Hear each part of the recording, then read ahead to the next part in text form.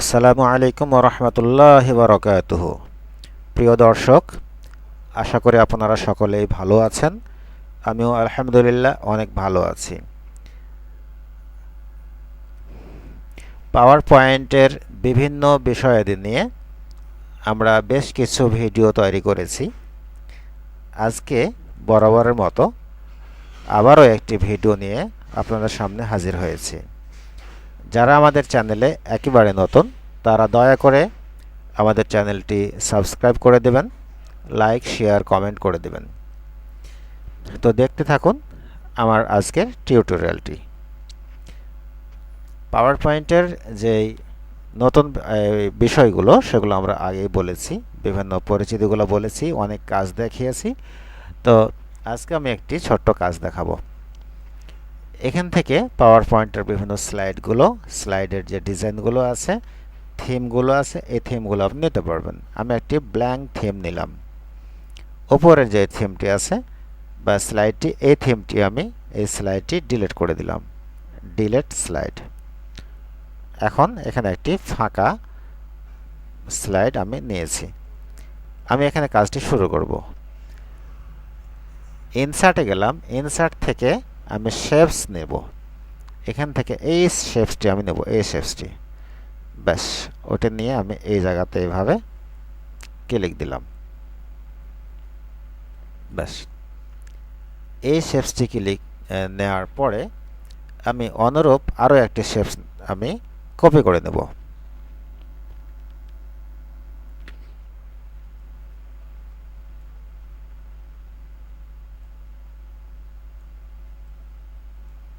এই দুটোকে একই সমান করার জন্য এইভাবে দুটোকে এইভাবে সিলেক্ট করে আমরা সমান করে নিতে পারবো। তার জন্য ফরম্যাট এসে অ্যালাইনে এসে এই যে অ্যালাইন সেন্টার হয়ে গেছে। আচ্ছা, এই দুটোরই এভাবে সিলেক্ট করার পরে format shape outline no outline করে দেব। উপরের যে শেপসটি আছে এই শেপসটিকে সিলেক্ট করে শেপ ফিলে এসে আমরা অন্য ধরনের কালার দিয়ে দেব।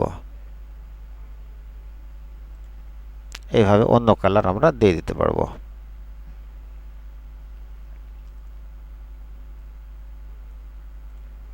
আচ্ছা, এখানে আমরা ইচ্ছা মতো কালারগুলো আমরা এভাবে দিয়ে নিতে পারবো। এরপরে আবার ইনসার্ট শেপস, একটি গোল মানে ওভাল একটি শেপ নেব। তারপরে এটাকে গোলভাবে নেওয়ার জন্য, যাতে চতুর্দিকে একই সমানভাবে সমান্তরালভাবে গোল হয়, তার জন্য শিফট প্রেস করে টান দেব।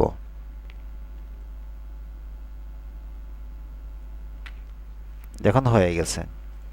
এর চতুর্দিকে যে আউটলাইন আছে এই আউটলাইনটি এখানে এসে আমরা নো আউটলাইন করে দেব এবং এটাকে এই জায়গাতে আমি মাঝখানে রেখে দিলাম। এখানে যে কালিটি আছে সেই কালিটা আমি এই জায়গাতেও দিয়ে দেব। এখানে কালি আছে সেটি এখানে দেব। তার জন্য এখানে এসে দেখুন ওখানে যে কালি আছে আমার সেই কালিটি এখানে দিয়ে দিলাম। হুবহু কালি হয়ে গেল। এটা আমি এদিকে সরালাম। এই বক্সটি ওই বক্সের যদি উপরে নিচে করতে চাই আমরা, তাহলে কি করতে হবে? এখানে ক্লিক দেওয়ার পরে এই যে এখান থেকে সেন্ট ব্রিং টু ফ্রন্ট বা সেন্ট টু ব্যাক, এই যে দেখুন ব্রিং ফরওয়ার্ড, এখানে এসে দেখুন bring forward, bring to front মানে ওপরে আসা, আর এটা হচ্ছে নিচে যাবে সেন্ট টু ব্যাক বা সেন্ট টু ব্যাকওয়ার্ড, এটা হচ্ছে নিচে যাওয়ার জন্য। তো আমি এই নিচেরটি সিলেক্ট করে রেখেছি, এটাকে আমি উপরে দেব। তাহলে উপরেরটাতে ক্লিক দেব, ব্রিং ফরওয়ার্ড বা ব্রিং টু ফ্রন্ট, এই দুটোর মধ্যে যে কোনো একটাতে আপনি ক্লিক দেবেন। দেখুন এটা উপরে চলে গেছে। এইভাবে দেয়া দেখি তো এবার কেমন লাগে। আনডু করলাম, যেহেতু নিচে ঢুকে গেছে। এই যে আবার দেখুন একে আমি মাঝখানে এভাবে রেখে দিলাম। রাখার ফলে সে কি যাচ্ছে, নিচে চলে যাচ্ছে। একে উপরে তোলার জন্য আমাকে আগের মতো আবার ফরম্যাট ব্রিং টু ফ্রন্ট বা ব্রিং ফরওয়ার্ড এই জায়গাতে ক্লিক করে একটাতে ক্লিক দিবেন, যদি এটাতে না হয় তাহলে এটাতে ক্লিক দিবেন। এইভাবে আপনি এইভাবে সেটাকে উপরে তুলতে পারবেন। এখন দেখুন এইভাবে ভালো লাগছে নাকি এই বক্সটাকে যদি আমি নিচে ঢোকাই দিই তাহলে ভালো লাগবে। দেখুন কোনটা ভালো লাগছে, তো যেটি ভালো লাগছে সেটি আপনি করতে পারবেন এইভাবে। আচ্ছা, তো মোটামুটি হয়ে গেছে। আর এই বক্স এবং এই বক্স এখানে সিলেক্ট করব এবং এটাকেও সিলেক্ট করব, দুটোকে এভাবে সিলেক্ট করার পরে শিফট প্রেস করে নিচেরটাকে চেপে ধরতে হবে। দেখুন দুটোই সিলেক্ট হয়ে গেছে। এটা একদম মাঝামাঝি আছে কিনা আমরা এই অ্যালাইনে এসে অ্যালাইন সেন্টার করে দেব। হ্যাঁ, একদম মাঝামাঝিতে আছে। এখানে এসে আমরা শ্যাডো দিতে পারি। এই যে শ্যাডোতে এসে আমরা এই শ্যাডোগুলো দিতে পারি। এই যে দেখুন কোন দিকে শ্যাডো দেবেন, এই যে আমরা এই শ্যাডোটা দিতে পারি। এই যে শ্যাডো দিয়ে দিলাম। এখানে এসে এই শ্যাডোতে গিয়ে শো অপশন এই জায়গাতে গিয়ে আমরা কতটুকু শ্যাডো দেব, কোন দিকে কতটুকু শ্যাডো দেব, এই অপশনগুলো আমরা এখান থেকে ঠিক করে দিতে পারি এইভাবে। ব্যাস,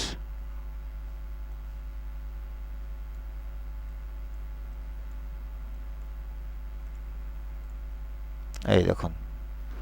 আবার যদি মনে হয় না কি করলাম, উল্টাপাল্টা হয়ে গেল, তাহলে কি করব, কন্ট্রোল প্লাস জেড প্রেস করব, তাহলে আন্ডু হবে।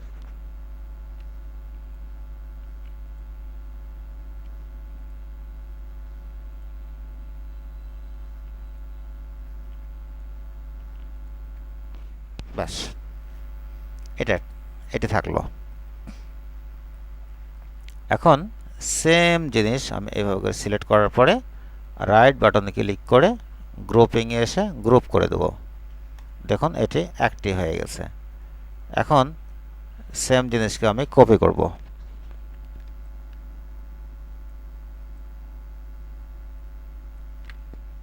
দেখুন এভাবে চারটি হয়ে গেল। এইভাবে আবার পুরোটাকে সিলেক্ট করে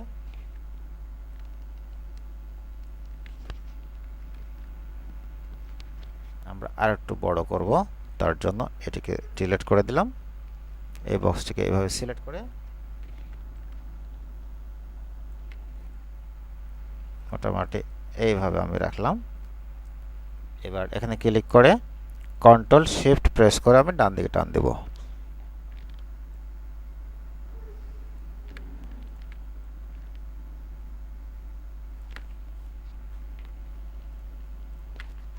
সবগুলোকে চেপে ধরে আবার ফরম্যাট অ্যালাইন, তারপর আমরা অ্যালাইন মিডলে ক্লিক দেব। তারপরে হচ্ছে এখানে ডিস্ট্রিবিউট হরিজন্টালি, তাহলে সবগুলো সমানভাবে একই সমান হয়ে গেল। এখন আমরা লিখব, কিছু একটা লিখব। তার জন্য আমরা চলে যাব হচ্ছে টেক্সট বক্সে। এখানে এসে টেক্সট বক্স লিখলাম, লিখব হচ্ছে 1। তারপরে এখান থেকে লেখা বড় করে দিলাম।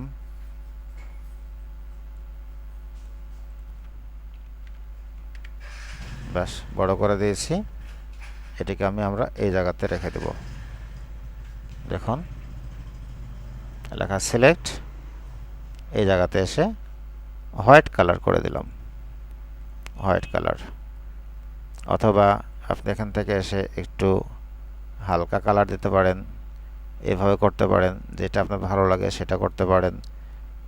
ব্যাস, এইভাবে লেখাটি যদি আমরা একটু বোল্ড করতে চাই সেক্ষেত্রে আমরা অন্য ফন্ট ইউজ করতে পারি। এরিয়াল ব্ল্যাক আছে, এই ফন্টে দিলাম, একটু মোটা মোটা লাগবে। ব্যাস, সেম জিনিস আমরা কপি করে ওখানে নিয়ে যাব।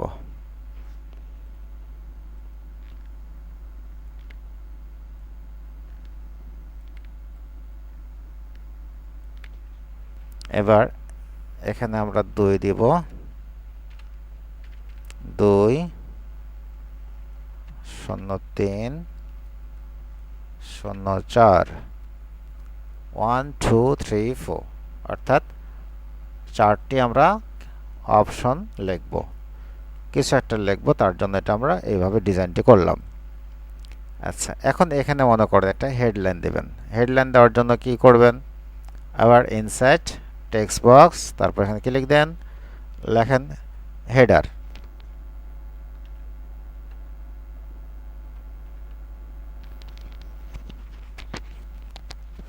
হেডার অর্থাৎ আপনি একটা হেডলাইন লিখবেন, তার জন্য আমি একটা হেডার লিখে রাখলাম। লেখাটা এভাবে সিলেক্ট করে এই জায়গাতে গিয়ে আমি দিয়ে দিলাম হচ্ছে 30। ব্যাস, এটাকেও আমি এরিয়াল ব্ল্যাক করে দিলাম, চেপে ধরে মাঝখানে রেখে দিলাম। ব্যাস, এই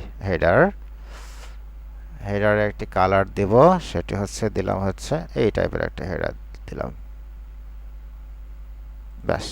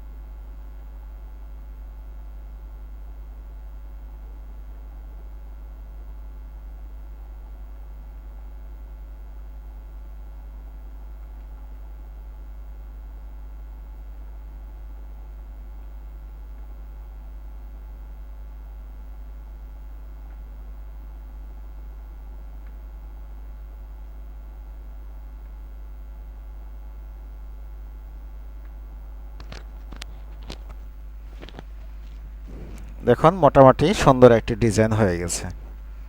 আপনিও আপনার কম্পিউটারে এইভাবে বিভিন্ন বিষয়ের যে ডিজাইনগুলো আছে বা স্লাইডগুলো আছে, এগুলো আপনি তৈরি করতে পারবেন। এখানে যদি একটি ব্যাকগ্রাউন্ড দিতে চান, সেক্ষেত্রে আপনি ব্যাকগ্রাউন্ড দিতে পারবেন। ব্যাকগ্রাউন্ড হিসাবে কি দিবেন, এখানে রাইট বাটন ক্লিক করে এই যে লেখা আছে ফরম্যাট ব্যাকগ্রাউন্ড, এখানে এসে আপনি ব্যাকগ্রাউন্ড চুজ করতে পারবেন। হয়তোবা এখানে যে কালারগুলো আছে এই কালারগুলো দিতে পারবেন। এই যে চলে আসছে কালার, আপনি এখান থেকে প্যাটার্ন দিতে পারেন। এই ধরনের প্যাটার্নগুলো, এই যে অনেক ধরনের প্যাটার্ন আছে, এই প্যাটার্নগুলোকে আবার আপনি কম বেশি করে দিতে পারেন। কালার, এই যে এখানে এসে কালার আছে, এই কালারগুলো একটু হালকা কম বেশি করে দিতে পারেন। দেখা গেল যে আমি এই জায়গাতে ক্লিক দিলাম, দেখুন হালকা হয়ে গেছে। ক্লোজ করলাম, ব্যাস একটি কালার হয়ে গেছে। আবার আপনি ফুল দিতে পারেন, যে আমি এটা না দিয়ে আমি এখানে অন্যরকম, আপনার আগে থেকে ইন্টারনেট থেকে ডাউনলোড করে রাখবেন, রাখার পরে সেই ধরনের আপনি ব্যাকগ্রাউন্ড বা ফুল আপনি এখানে ইউজ করতে পারবেন। সেক্ষেত্রে বা পিকচার, এই যে পিকচার ওর টেক্সচারগুলো দিতে পারবেন, সলিড দিতে পারবেন, গ্রেডিয়েন্ট দিতে পারবেন। এই যেখান থেকে এই ধরনের ইগুলো দিতে পারবেন। ফিল কালার হিসাবে অনেক কিছু ইউজ করতে পারবেন, এই কালারগুলো পরিবর্তন করতে পারবেন। আচ্ছা, তো মোটামুটি আমাদের এই একটি পেজ অলরেডি আলহামদুলিল্লাহ তৈরি হয়ে গেছে। এখানে আপনার যা লেখার সে বিষয়গুলো আপনি লিখবেন 1 নম্বরে, 2 নম্বরে, 3 নম্বরে, 4 নম্বরে। আমি জাস্ট একটি ডেমো তৈরি করে আপনাদেরকে দেখালাম। আপনারাও এভাবে আপনার কম্পিউটারে বসে এইভাবে একটি একটি করে পেজ তৈরি করা শুরু করুন এবং একজন প্রফেশনাল প্রেজেন্টেশন ডিজাইনার হয়ে যান। তো সবাইকে ধন্যবাদ। আমার এই ভিডিওটি ভালো লাগলে অবশ্যই একটি লাইক বা শেয়ার কমেন্ট করে দেবেন। সবাইকে ধন্যবাদ। আসসালামু আলাইকুম ওয়া রাহমাতুল্লাহি ওয়া বারাকাতুহু।